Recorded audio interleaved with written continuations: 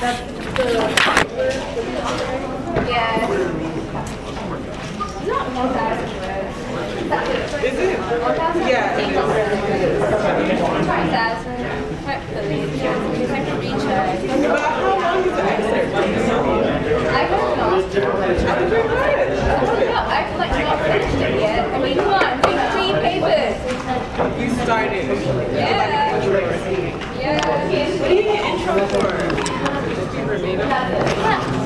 That's all like you have to get on, structure it around. Like it's like a 2 hours work. Look at it.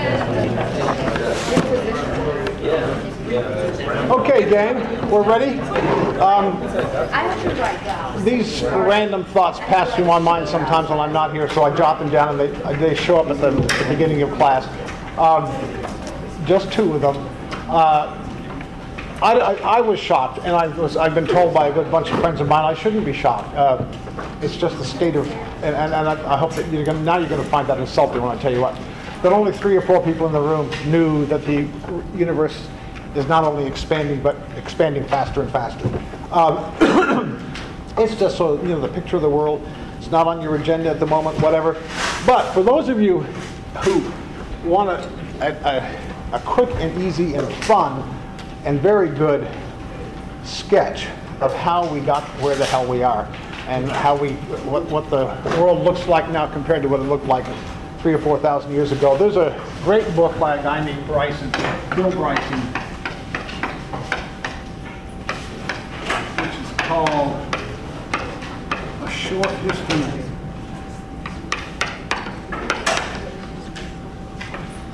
And now I can't remember whether it's almost or whether it's nearly, it doesn't matter. Almost everything.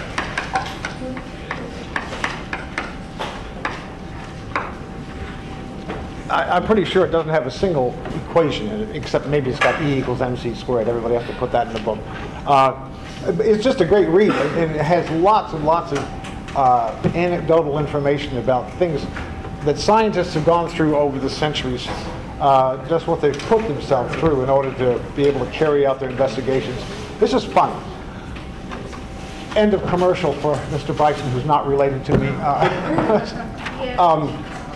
I forgot to mention one hypothesis about a theory about the world. Remember, we were talking about the 6,000-year creation, this standard Big Bang hypothesis.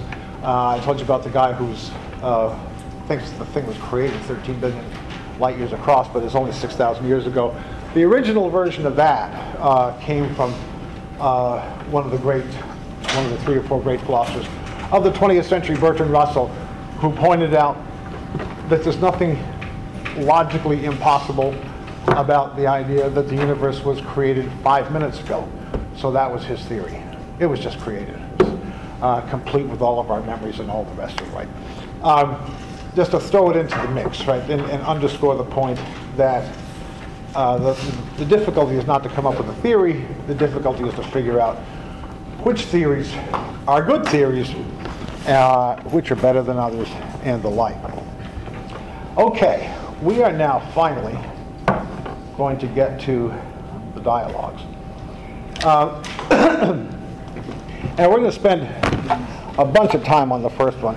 Things will go faster later on. But a lot happens in this first one that sets up a lot of what comes later. And I do want to point out, this happens very seldom, but right at the beginning of the first one in your reading, part 2, Philo gets in some fairly, philosophically humorous, nasty stuff against Demea that Demea doesn't recognize. I should, by the way, tell you who these people are. Demea is onistic. He's the person that thinks that God is totally incomprehensible, inscrutable. You can't say anything about him. you can't use the language to say anything about him in the ordinary meanings of the words. It's true about him. Right? You just can't do that. In fact, it's not absurd to say that for Demia, God is Lodarka. That you just know nothing about it. There's nothing to be said about it except that he is, in some sense, you can't even say this strictly speaking, but crudely the idea is that he's whatever is responsible for the universe. Right? But even to say that is a problem, okay? The second person is Cleanthes. He's the defender of the design argument.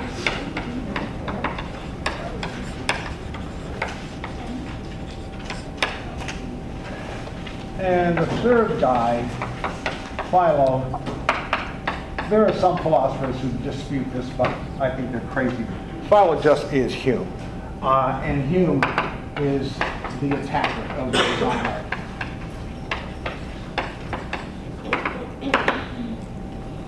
So you got here, right, these three very different people. You've got Philo and Cleanthes dominate the dialogues because the whole fight is about the design argument. You've got one guy who's defending it, the other guy who's attacking it. Sort of, mano a mano. I mean, a real head-to-head combat and arguing about the specifics of the argument.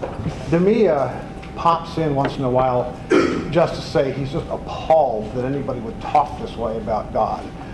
And we'll see, he thinks that what Cleanthes is doing is turning God into some kind of glorified mechanic or something. He's somebody who puts together universes. Right? He's disgusted by this, right? Cleanthes has got two opponents, these two guys, but Demia just sort of carps from the side once in a while.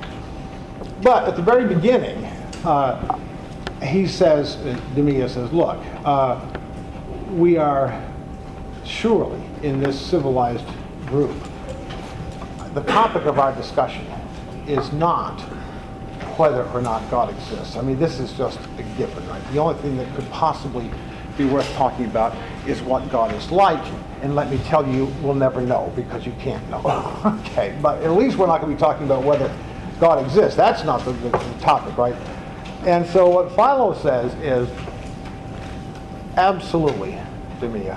And then what he says is this. We didn't catch this. He says, look, something caused the universe.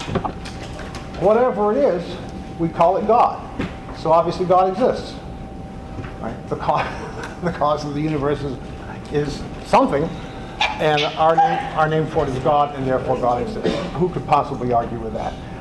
It's a put down that Demia doesn't get, but it's also a kind of semi-serious sarcasm that Philo doesn't engage in very much, but it happens right there at the beginning.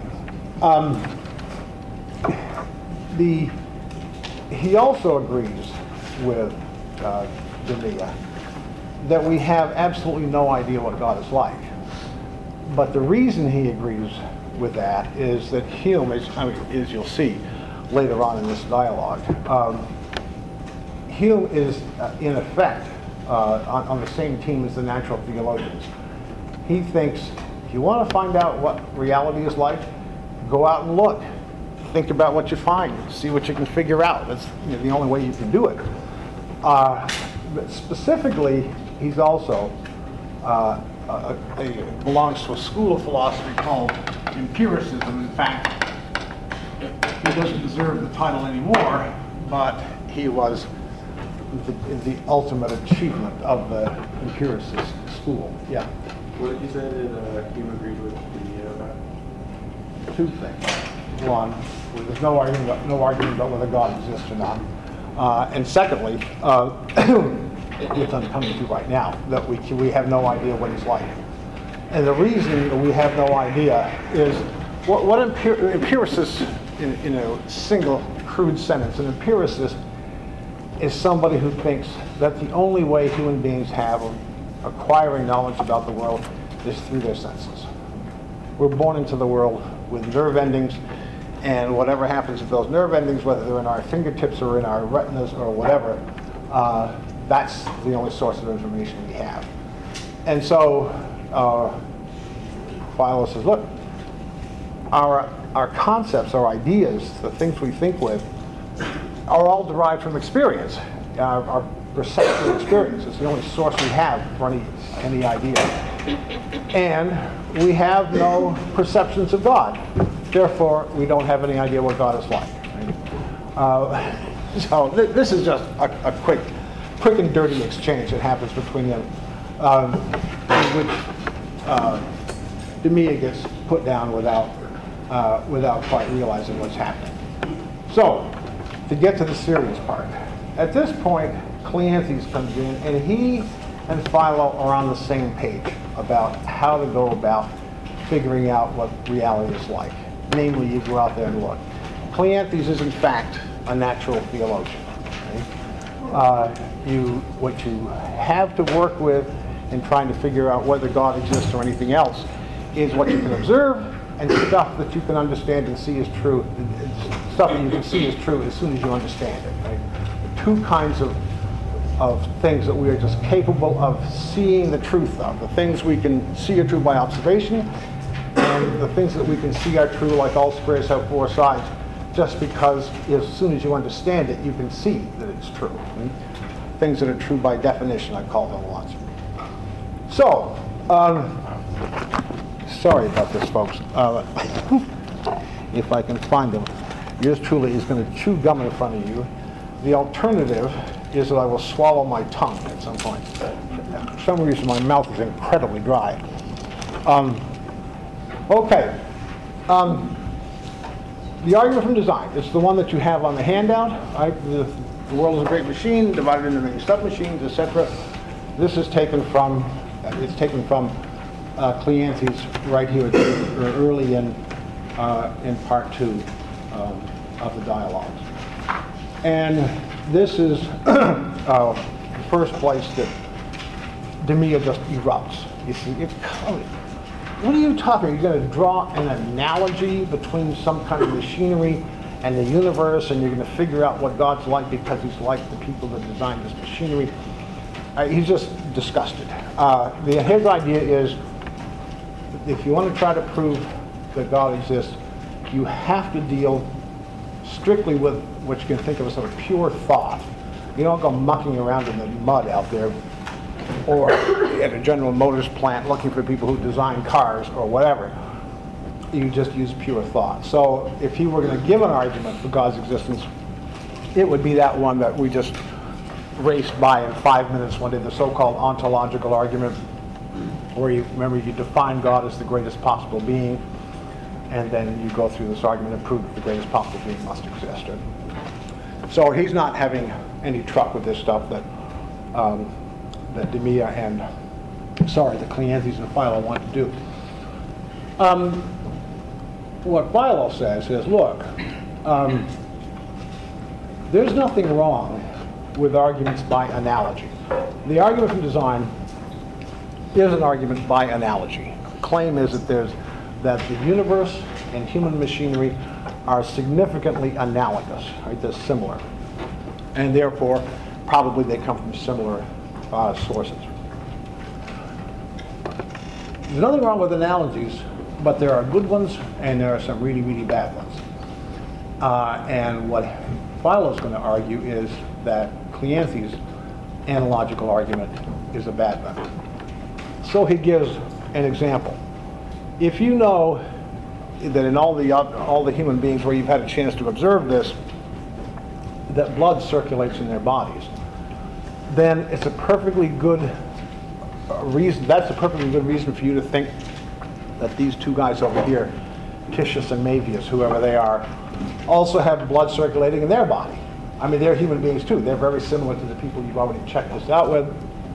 It's a very close analogy, so it's a good inference that they also have blood circulating in their bodies.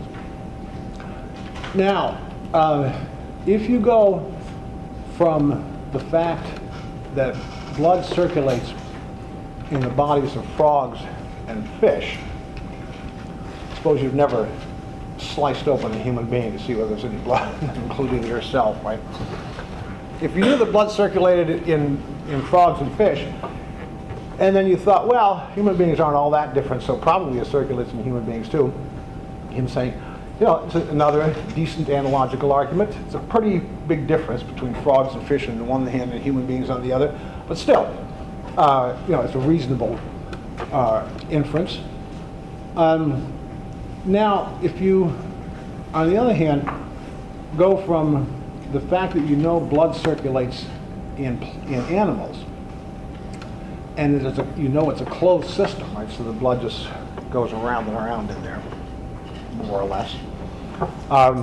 It is at least closed. There isn't a regular intercourse of the blood with the outside world. And you conclude that that's what's going on with sap in trees. That's a pretty big stretch. Animals, pretty different critters from plants. And you're making a pretty big jump to think that the sap system must be like the blood system. And if you concluded that it was, you'd turn out to be wrong. The sap system is not closed. Flows up and down through the root system into and out of the ground. So there's a pretty weak one. I'm going through all the list he gives you just to underscore the centrality of this point. Then he says, think about now human products, things that human beings do. And suppose every house you've ever checked out the origin of, you found out that it had an architect. Somebody designed it, right? So you conclude that probably this house over here also has an architect. And he says that's fine. There's a lot of similarity in houses. They've all the ones you know have been designed by architects. So probably this one had an architect. That's pretty good inference. But he says, now what you want me to do is to say that the universe is so similar to a house that it must have had an architect too, or it probably had an architect. And at this point, Philo does everything he can to sort of let his jaw drag on the ground. Cleanthes, the universe, you want to compare it to a house, and they're so similar that they must have similar origins. This is insane. It's blind guesswork. To which Cleanthes says, no, it's not blind guesswork. Here are two facts. It's perfectly obvious that the steps in a house are designed to be walked on. It's also perfectly obvious that human legs are designed for walking. And it's no accident that the two of them, that the more complex of the two has a designer as well as the steps. The steps have got a designer, so does a human being. Right? It's not a proof, but I'm talking here just about a probable argument, and it's a perfectly reasonable comparison. At which point Demea erupts again. I won't bother with that. It's just the idea that probably God exists, of course, drives him nuts. And so Philo says to Demea again, look, let me try to lay out for you how Cleanthes' argument goes. Because I agree, I don't like this argument myself, but it's not just on the face of it absurd. So what I want to do is show you how Cleanthes' argument goes, and then explain to you why I don't think it's any good.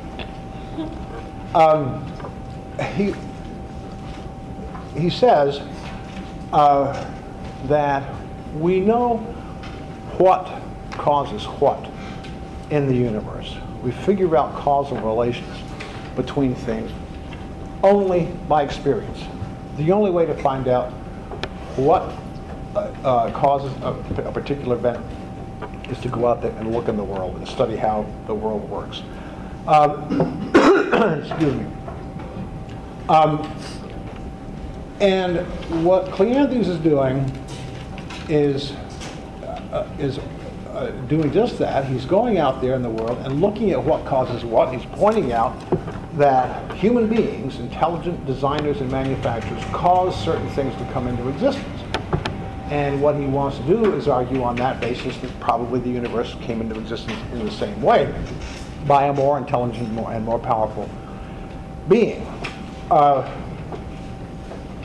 But given the way Cleanthes and I both think, right, that the only way to find stuff out is to go out there and look, here's an important point. That complexity, or what Philo calls order, the way things work smoothly in machines and submachines that make up the universe, all these complex processes out here, the order you find exhibited in nature, that implies design, that it was designed, as far as Cleanthes and I are concerned, only if that's what you discover when you go out there and look. Experience is the ultimate rule here. I mean, it's only experience that can tell us what causes what. And so complexity, I should put this up here. Order, which you call it sometimes, what I'm more likely to call complexity, that implies a designer who's responsible for the order or the complexity, only if when you go out there and look at stuff that has order, the stuff that is complex, what you find is, when you can, if you can ever actually figure out where one of these things came from, when you look and find out where it came by design. Right? So the idea here is that, right, what Cleanthes has got to do, and Cleanthes knows this, the fact that something is complex just all by itself does not, for either Cleanthes or Philo, can constitute evidence that it was designed. Because their idea is the only way to find out what causes what is to go out there and look. So what Cleanthes needs to do is to find ordered things, right? Let me just call them complex things then. What he needs to do is find a bunch of complex things, right? And what he's got to, what he's going to claim to find is that these things are designed. All these, if when we go out there and look in nature, look at the world, and we find out the complex things that we look at, in the cases where we can tell how they came into existence, they came into existence by design, then that's the whole idea of the argument, right? Because you can say, look, all these complex things came into existence by design. The universe is itself a very complex thing, so probably it came into existence the same way. But you're starting at ground zero here and going out and looking to see how complexity comes into existence. And that's what you've got to find if you're going to run Cleanthes' argument.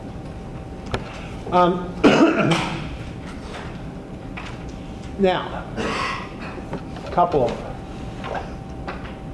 heavies that get thrown in here, right? There are, according to Philo, there are two possibilities.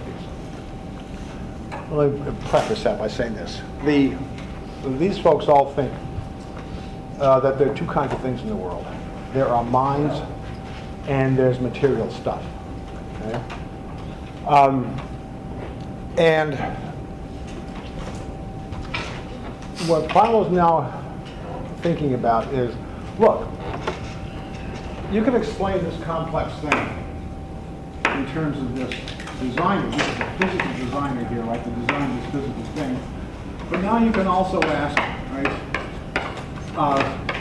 where did those things come from? You can chase this back as far as you want on any chain you want to, right? I mean, we've now chased back, or astronomers think they've chased back the history of our universe for about 13 billion years to the Big Bang, and Stephen Hawking and a few other folks are trying to figure out what happened before the Big Bang, whatever. You can follow a causal chain back, right? As some of them are harder to follow than others, but in principle, forever. So here he makes the point, look, if order started, if there's such a thing as sort of the origin of order, or the origin of complexity, the source of all complexity, something which is itself complex, that thing, we've got two options. It might be a mind, and it might be some matter. Right? You only have two possible stopping places, mind or matter. Those are the two kinds of stuff there are.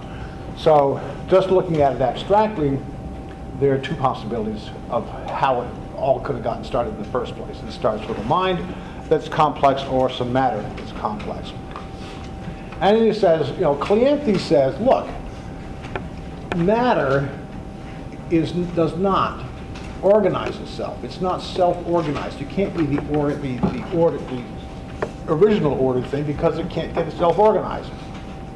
You take a bunch of nails and pieces of wood and whatever other materials you've got in mind, and you toss them on an empty lot one night. Don't expect to come home, to come back the next day and discover that this stuff has all organized itself into a house.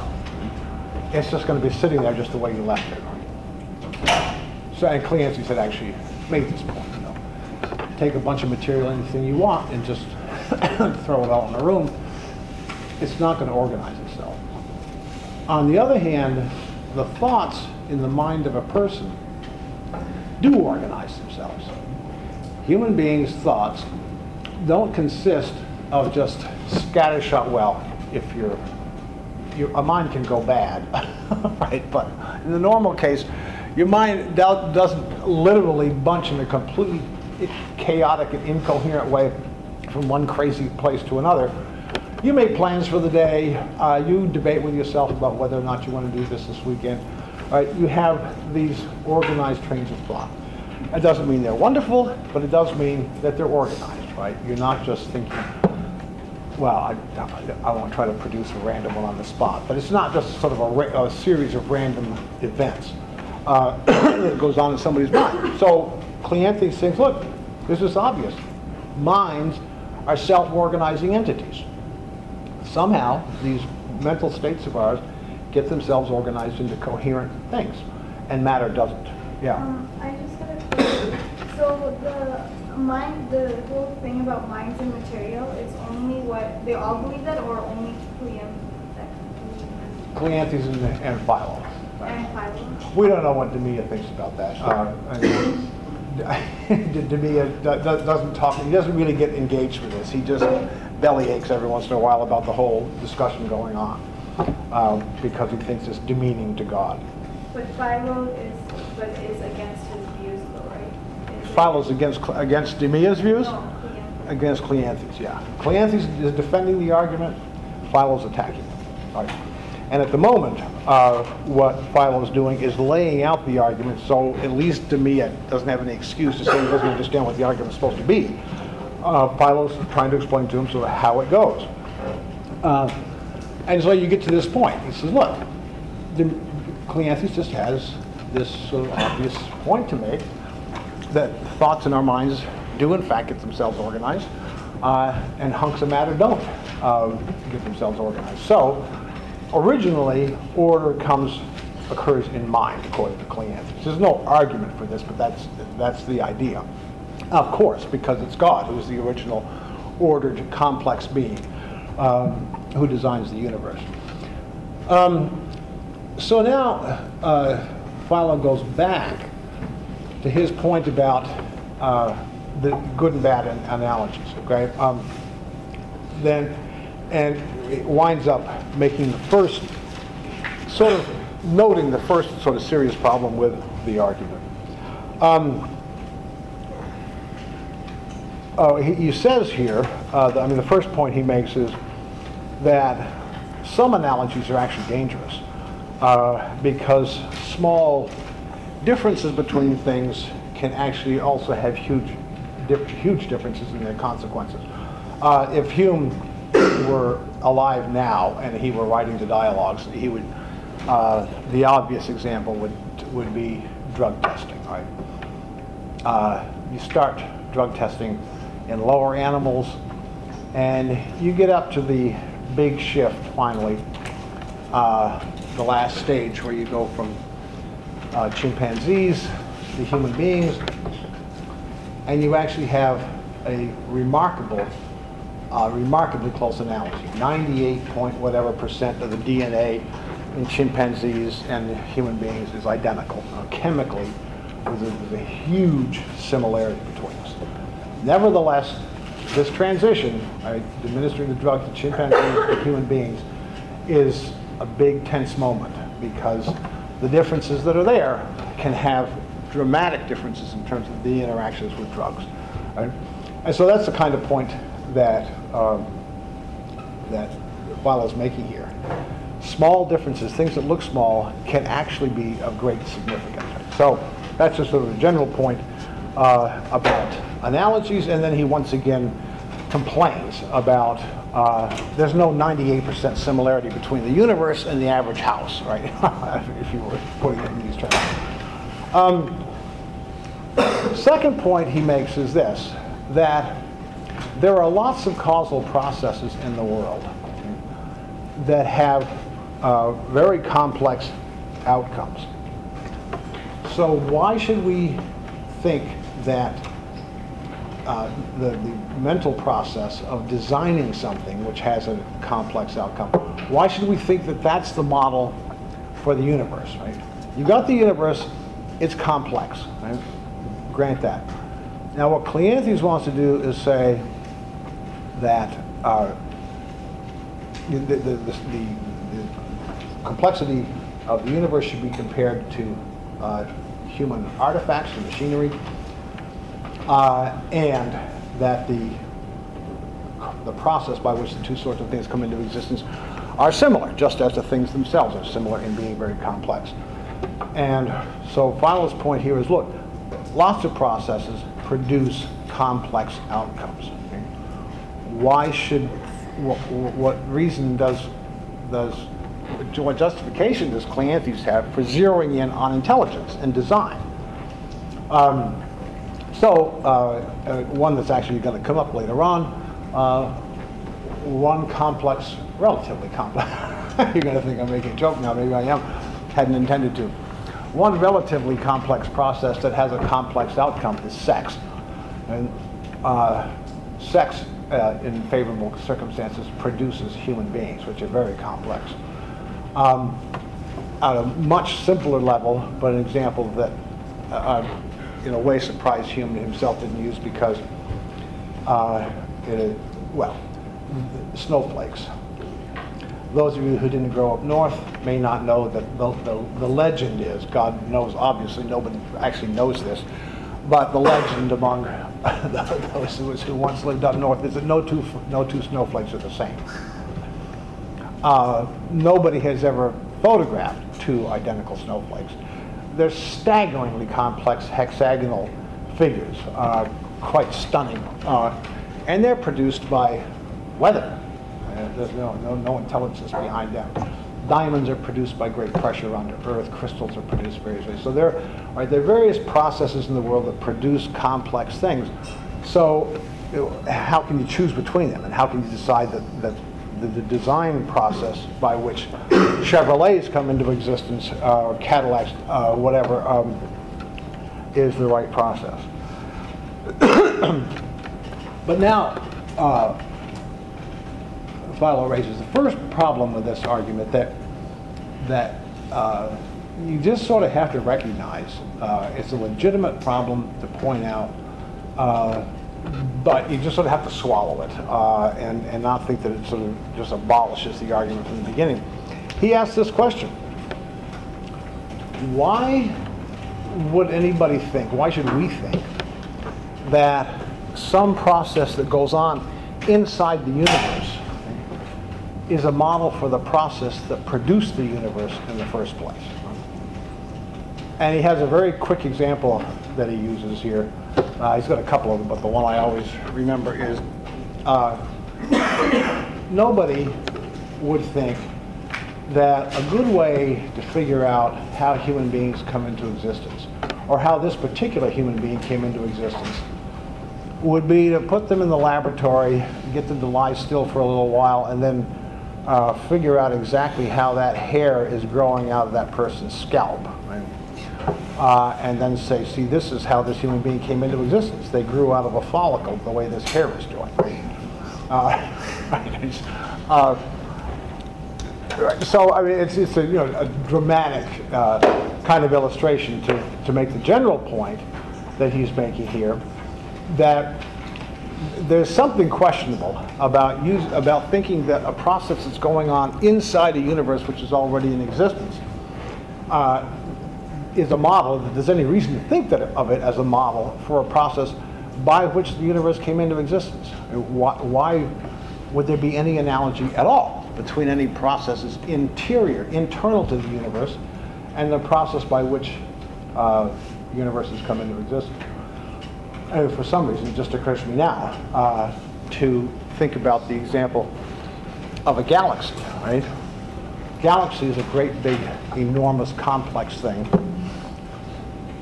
There are gazillions of complex things that go on inside galaxies, where we are, for example, all kinds of things. But are any of the processes that go on inside the galaxy analogous to the process by which galaxies come into existence? Maybe, but there's no particular reason there needs to be. Right? Galaxies could come into existence one way, and solar systems another way, and human beings another way. So the general point here, right, is that arguing from a process inside to a conclusion about how the whole thing came into existence, it's just a big gap. And specifically, well, I have to say specifically, the second way he puts this is, look, if you want to know where something came from, if the information is available, it's a good idea to go see where other things of that same sort, as similar as possible, where they came from. And that'll give you at least some information that's relevant about where this one might have come from. But there ain't any universes except this one, right? So you can't do that. If you could, right, you say, well, I wonder where this universe came from. Let's go look and see where other universes came from. Right? Well, you can't do that. And so right, he was raising this first sort of blockbuster objection that there's something weird about this. We don't have any other universes to compare it with, which is unusual for an analogical argument. But secondly, since we don't, we have to work from on the basis of stuff we can find out about how things happen inside the universe, and then have to wonder why what happens inside should be a model for what happens, how the thing came into existence itself in the first place. That's the first sort of serious problem that he raises. Now, obviously, there's no getting around that problem. I mean, if natural theology is going to work at all in any of these arguments, you have to be able to use information from inside the universe to reach conclusions about what's outside the universe, or about where the universe itself came from. But nevertheless, it's worth noticing that that's the situation that we're in. Now, there's an exchange right at the end of dialogue 2, where between Cleanthes and Philo, that's kind of neat, actually. At this point, Cleanthes says, look, Philo, you tell me I can't draw conclusions about the one and only universe because I don't have any other universes to compare it with. So I guess you think that Copernicus is just a nutcase because he thinks he can draw conclusions about how the Earth moves in the universe, even though he doesn't have any other Earths to compare it with. There's only one Earth. You complain there's only one universe? I'll grant you there's only one universe. There's also only one Earth. But you don't question Galileo and Copernicus and think that they're doing moonshine. You respect their science. How can they be doing respectable science if they don't have a comparison class, other Earths to compare the Earth to? And you're not going to allow me to talk about the universes because I don't have any other universes. why isn't my argument just as good as Copernicus's, in fact? And Philo says the right thing to say at this point. I know if I can find it quickly and just read just a little bit of it. So Cleanthes asked Philo, have you got other Earths that you've seen to move? And Philo interrupts him. He said, yes, we have other Earths. Isn't the moon another Earth, which we see to turn around the center? Is not Venus another Earth, where we observe the same phenomenon, and not the revolutions of the sun also a confirmation by analogy of the same theory? All the planets, are they not Earths, etc., etc., etc. And the point he makes, which is, I won't read the whole thing, it's just historically a really important point, which is a neat thing for him just to slide into the dialogues, is that in order for Galileo to get scientists to take him seriously at all, he had to do an enormous amount of work to prove that these bodies up there in the sky, the planets in particular, the moon, the moons of some of the planets, that they were Earth-like. That is, that they weren't these quasi-divine substances like the stars and the sun. Because up until the Renaissance, until roughly these guys' era, the view of nature was that there was the sublunary world, this world down here, and then there are the heavenly bodies, and the laws that govern the rest of the universe and the laws that govern things down here are just two separate sets of laws. In fact, it's Newton's, in some sense, the great thing that Newton did was to bring it all together.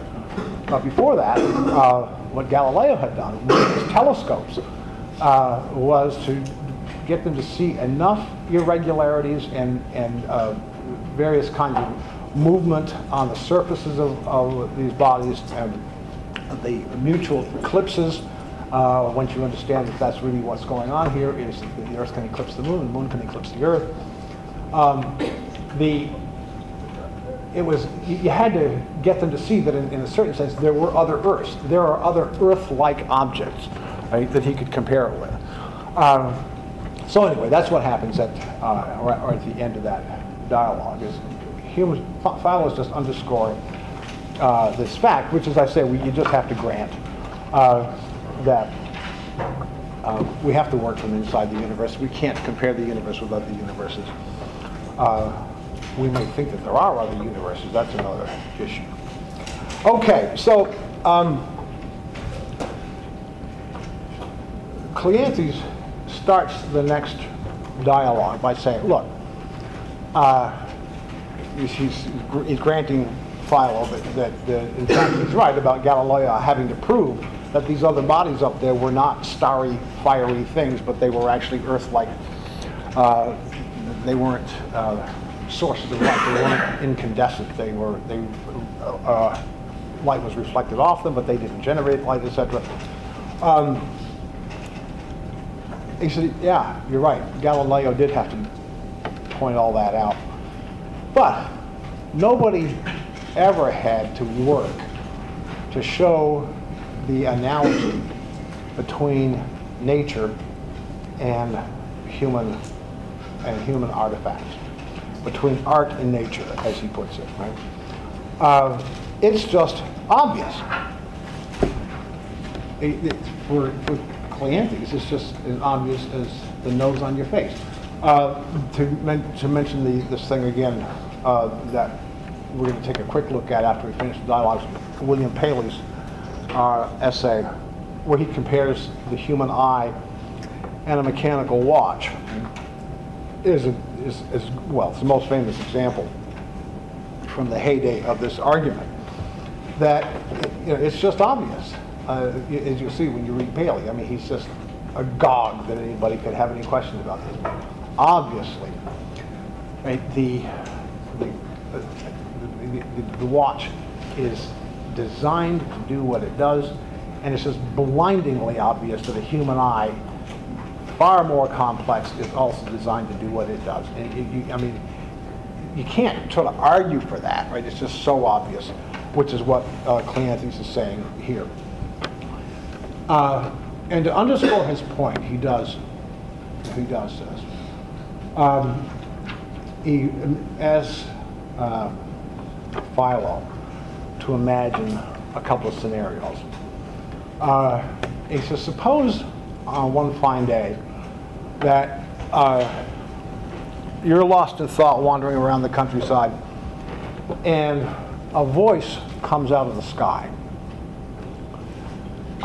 and delivers some really impressive stuff. This is eloquent, knowledgeable, beautiful stuff that you're hearing. Furthermore, suppose that everybody else hears the same voice as well. And suppose further that everybody hears it in their own language, which you discover after the fact, right? Everybody heard this and everybody heard it in their own language. He says, now, nobody but an idiot would think that you're going to be able to explain that in any other way than by supposing that there's a mind behind it, an extremely impressive mind. Not just a mind, but a manipulator of Mother Nature to pull this off. But that's nothing in comparison with the complexity of any natural object you want to pick up. You might as well just think of the human eye, right? This ludicrously complex instrument that we have for vision. And Cleanthes just wants to say, look, I can describe this, it's very impressive, but it doesn't come close to the complexity of the human eye. So if you're going to grant that the voice would have to have a designer in spades, it's got to be true of the human eye. Second example he has, imagine that you go to a library, and let it be Thomas Jefferson's library. There's nothing in there but the best stuff. Right? Great thousands of volumes of the best literature ever written. And suppose you come back, you're there one day, and then you come back, and you discover that overnight some more books have come into existence. And it turns out that these books actually reproduce.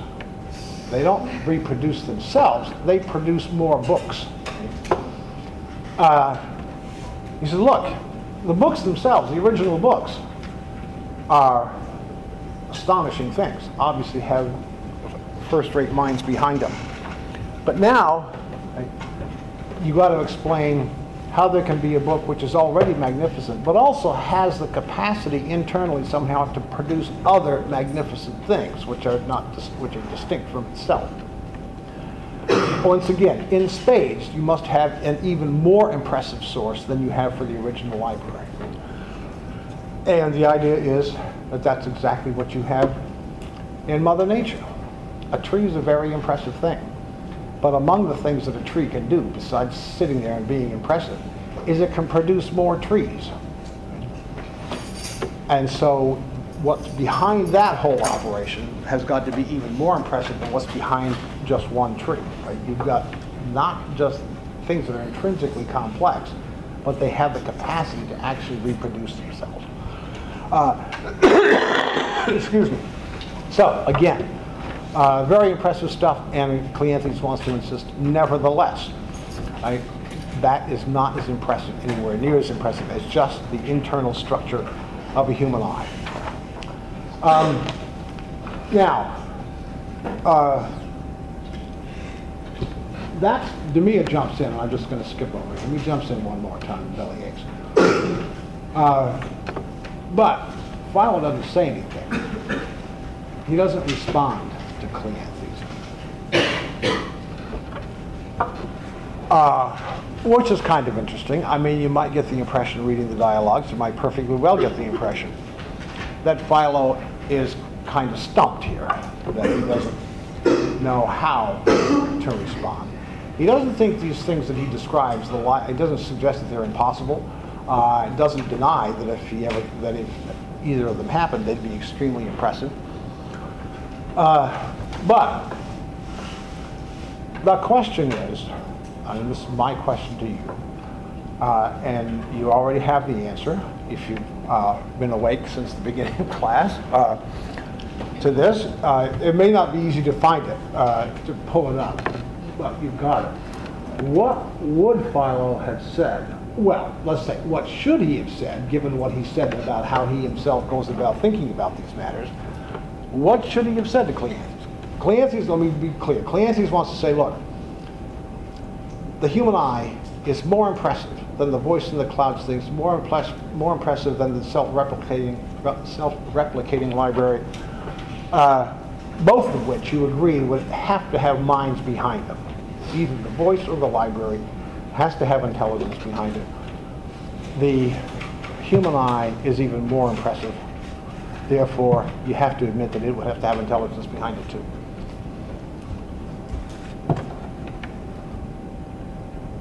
Let me ask this question. Why would Philo so quickly admit, Cleanthes is right about this, he would. Why would Philo admit immediately that if there were a voice like that in the sky, or if there were self-replicating books or books turning out new books just from their internal processes, that there would have to be intelligence behind this? Why is he so quick to grant that? It's a good question to ask because it's a good point to underscore. These guys both, Cleanthes and Philo, think that the only way to find out what causes what out there in reality is by going and looking. And here's what Philo knows from having observed the world. Take the voice first. Every intelligent sentence, paragraph, whatever, speech that he's ever heard and was able to figure out the source of. You might hear something, you're out in the wilderness and it's got some guy over in the next valley is practicing and you don't really actually see where this is coming from, you just hear this voice. But in every case where Philo has been able to tell where this voice was coming from, it turns out it was coming from a human being, which is by definition an intelligent designer being. It has a mind. Furthermore, although Philo's never seen any self-replicating books, he's seen a hell of a lot of books. And every book that was worth reading, more than were worth reading in those days, percentage-wise. Every book that was worth reading that he was ever able to detect the source of came from a human being. Some human being wrote it. Somebody with a mind. So, in his experience, intelligent speech and intelligent writing, wherever he's been able to track them down, come from intelligence. They come from a mind. So sure, he'll grant that if either of these scenarios happened, he would grant that you'd have to conclude. It would be insane not to think that these linguistic productions, the voice in the books, also came from minds. So it's not as though he doesn't know, it's not pretty clear what he would have answered. It's just Hume doing his drama here. He just lets that hang for the reader who's following us at this point, and he wants to let him sit and think about it for a while, so he doesn't let Philo respond. Okay, let me just talk about one more here. This is part 4. Dominguez has been talking and about talking about God and saying, look, you can't use our language to talk about God, or at least you can't use the words meaning what they usually mean, because what they mean doesn't apply to God. And so what happens at the beginning of Part 4, I'm not going to go through it, though you should, if you haven't read it carefully, it's a neat thing to go through. Actually, I may read you a little bit of it. Cleanthes says, look, according to you, everything that anybody tries to say about God is just meaningless. I mean, it's not true. It doesn't matter what they say. whether you say he's matter, or whether he's not matter, or he's spirit, or he's not spirit, or whether you just can't talk about this being at all. Which, as far as I can see, means that the term God is meaningless in your mouth. I mean, you don't mean anything by it. So nearly as I can tell, you're an atheist. Wow. I mean, God's just this kind of cipher. It's a zero. Yeah. Did you said that? No, this is Cleanthes talking to Demea. He's accusing Demea of being an atheist because God's a meaningless term. You just can't say anything about God. At which point, Demea, of course, erupts. And this is the only place where they actually argue with each other. And he says, "You're going to call me an atheist?" He says, "You're an anthropomorphite." If you don't, an anthropomorphite is somebody who thinks God's a glorified human being. Okay, and let me see if I can find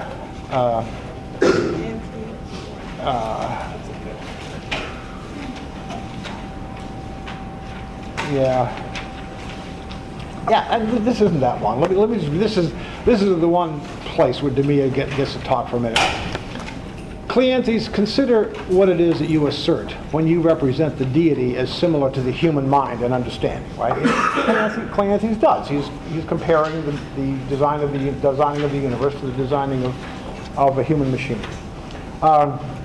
Look what you're doing when you do this. What is the soul of man? A composition of various faculties, passions, sentiments, ideas, united indeed into one self or person, but still distinct from each other.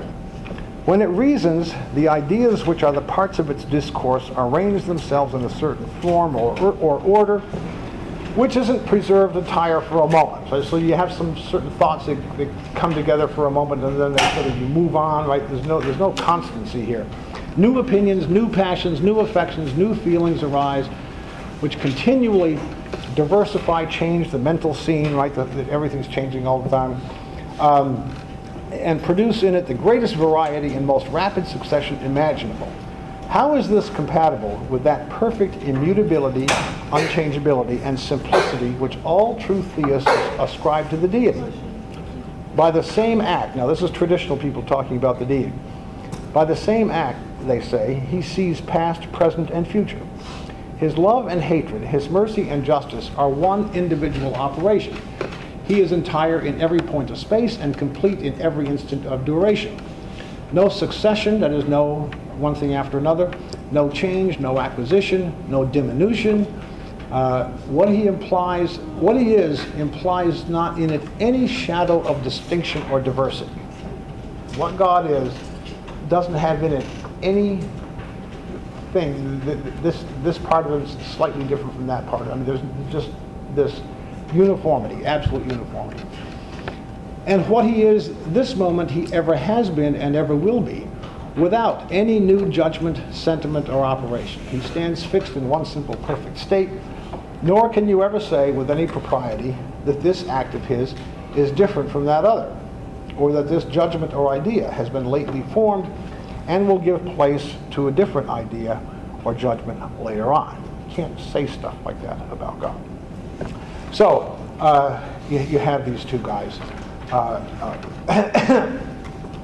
so, Demea's idea is Cleanthes doesn't have a clue about the mysterious nature of God, and he's over there comparing him to a cobbler or to an architect or to a carpenter or whatever.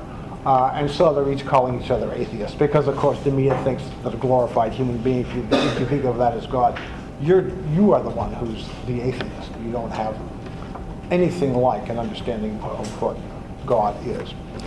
Okay,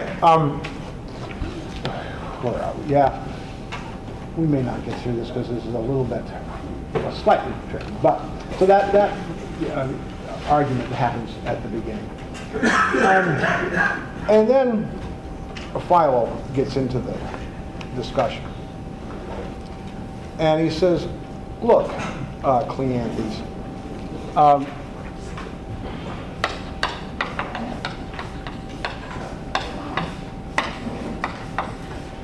Your hypothesis that God is the cause of the universe doesn't get you anywhere. And then he's got this general point.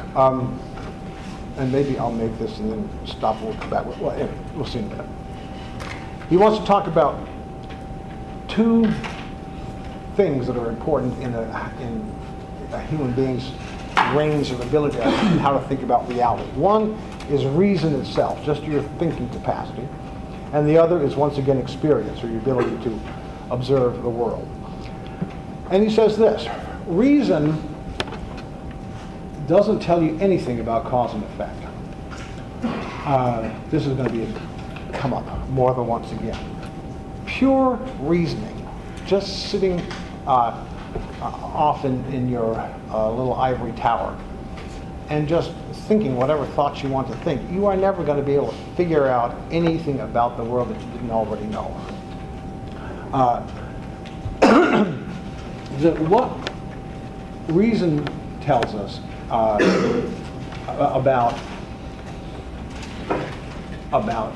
cause and effect is just one thing, and he's willing to give reason this much, namely that a mental world and a physical world, or a mental reality and a physical reality, are equally in need of explanation. Reason can't draw any distinction between these two kinds of stuff, a mental world and a material world. Either one of them, if it exists, it needs an explanation. This is, if you sort of smelled that just now, it's the principle of sufficient reason. If something's there, there's an explanation for its being there. The existence of everything has an explanation. So if it's a physical thing, it has an explanation. If it's a mental thing, it has an explanation. So reason isn't going to tell you anything about where this process of, what causes what might stop, or where it might have begun. But then he says experience doesn't find any difference between these two either. And here his point is that our minds and our bodies are both subject to a huge variety of influences. People, and you have mood swings, you get depressed, you get exhilarated, you go insane, you take the right kind of pill, and your insanity is brought under control. There are all kinds of things that affect a human being's state of mind, what goes on in their minds. And the same thing is true about their body. Both of them are very complex, subject to a whole range of different kinds of causes. And so you don't find experience telling you anything either about where complexity is originally likely to have come from, or where complexity is likely to have originated. Both experience and reason look at these things and see them as on parallel tracks, so to speak. Right? Anything general you can say about one, you can say about the other. And so you haven't gotten anywhere, Cleanthes, because you now need to explain where God came from, and whatever you explain that way, you need to explain that, and this just goes on forever. There isn't any stop to this question of how order comes into existence in the first place. Here's the principle of sufficient reason doing its work, right? Everything that exists has to have an explanation, right? And if you don't allow yourself something that can explain its own existence, then you're off and running, right? And you can go back and forth between matter and mind, but you can't stop. And so Philo wants to claim that Cleanthes hasn't, of course, actually produced an explanation for the universe, because the chain just goes on and on. And I should mention this in passing here, that Hume says, Philo says, actually there is one way this sort of got left out of this process that would stop the whole thing.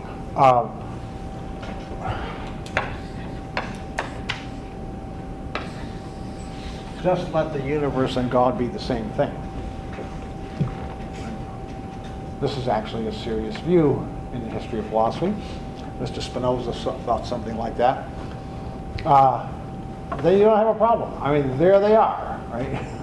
And you can, even if you just insist on an explanation of one or the other, you're explaining it actually in terms of itself. And so you're in any case, it's a one-liner that Philo throws out there. At least you avoid this infinite regress. It may not be a very good way to avoid it, but it does avoid it.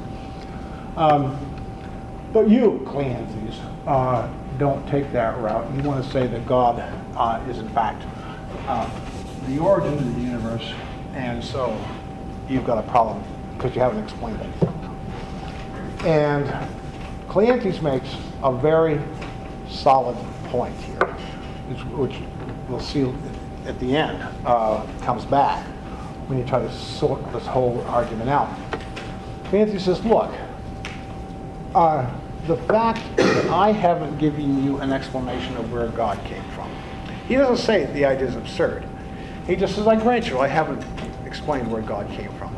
That does not mean that I haven't explained where the universe came from. It came from God. Right? That's the explanation. I don't have to give you an explanation of where God came from. And there's a very solid point in here. When you think about, I don't know why this example always comes to mind. Maybe because I think it works. You need to tell me if it doesn't. There's an automobile wreck. And it turns out the explanation for the wreck is that the brake linings on one of the cars had been cut, so there was no brake pressure. It's a perfectly good explanation, right? Along with the fact that this car was coming here and that car was coming there, et cetera, and the brakes didn't work, and so they collided. Now, it's a very interesting and important question. Who cut the brake lines, or how did the brake lines get cut? It might have been an accident. That's a very good question.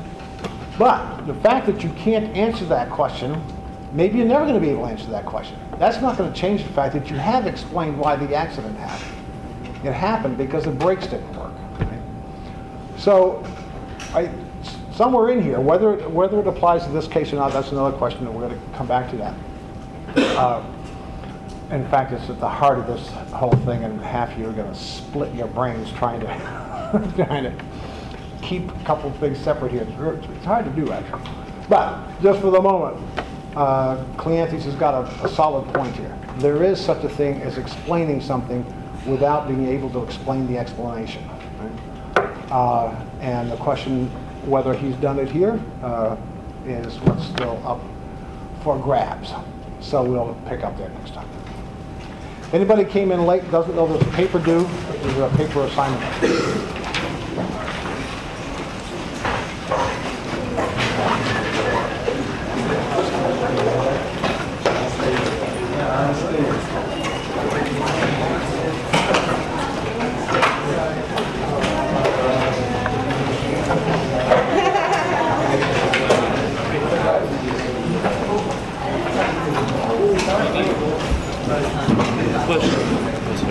What is the obsession with irreducible compulsory?